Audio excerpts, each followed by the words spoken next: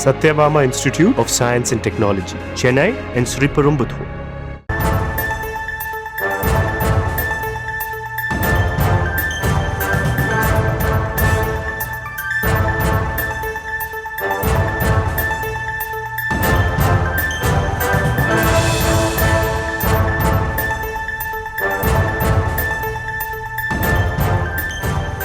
அண்மை செய்தி.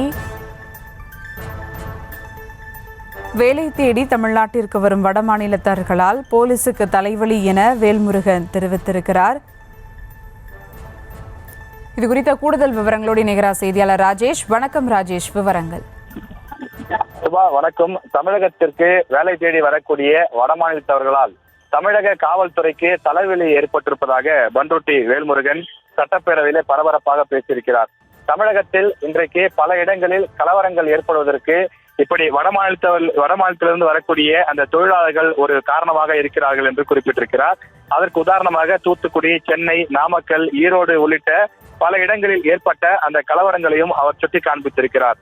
அங்கே கலவரங்கள் ஏற்பட்டால் தமிழக காவல்துறையினர் தட்டி கேட்பதற்காக சென்றால் காவல்துறையையே திருப்பி அடிக்கக்கூடியவர்களாகவும் காவல்துறையினருடைய மண்டையை உடைக்கக்கூடியவர்களாகவும் வடமாநிலத்தவர்கள் இருக்கிறார்கள். அவர்கள் வேலை தேடி வருகிறார்கள், ஆனால் அவர்கள் கண்காணிக்கப்படுவதில்லை என்ற ஒரு குற்றச்சாட்டையும் முன்வைத்திருக்கின்றார். அதே போல தர்மபுரிக்கு சுற்றுலா வந்த வடமாநிலத்தவர்களுடைய அந்த வாகனத்தில் பர்மிட் இருக்கிறதா என கேட்க சென்ற காவலரை மடக்கி அந்த வாகனத்தில் வந்த 60க்கும் மேற்பட்டோர் அடித்ததாகவும் அந்த காவலர் அவர்கள் மீது வழக்கு பதிய முற்பட்ட போது டெல்லியிலிருந்து அவர்களுக்கு அழுத்தம் வருகிறது, அவர்கள் மீது நடவடிக்கை எடுக்க முடியவில்லை என்றும் அவர் ஒரு விஷயத்தை பதிவு செய்தார். தொடர்ந்து எப்படி வடகிழக்கு மாநிலங்களிலே மற்ற மாநிலத்தவர் உள்ளே நுழையும் போது கண்காணிக்கப்படுகிறார்களோ அதுபோல நம்முடைய தமிழ்நாட்டிற்கும் வரக்கூடிய வடமாநிலத்தவர்கள் கண்காணிக்கப்பட வேண்டும். அவர்கள் எதற்காக வருகிறார்கள், எங்கே தங்குகிறார்கள், எப்போது திரும்பி செல்வார்கள் உள்ளிட்ட விவரங்களை எல்லாம் சேகரித்து பராமரிக்க வேண்டும் என்ற கோரிக்கையை வைத்தார். அதற்கு பதிலளித்து பேசிய தொழிலாளர் நலத்துறை அமைச்சர் CV கணேசன் வடமாநிலத்தவர்கள் வருகை குறித்து தொடர்ந்து கண்காணிக்கப்பட்டு வருவதாகவும் அவர்களுக்கு அந்த தனி அடையாள அட்டை வழங்குவது தொடர்பாகவும் பரிசீலனை நடைபெற்று வருவதாகவும் குறிப்பிட்டார்.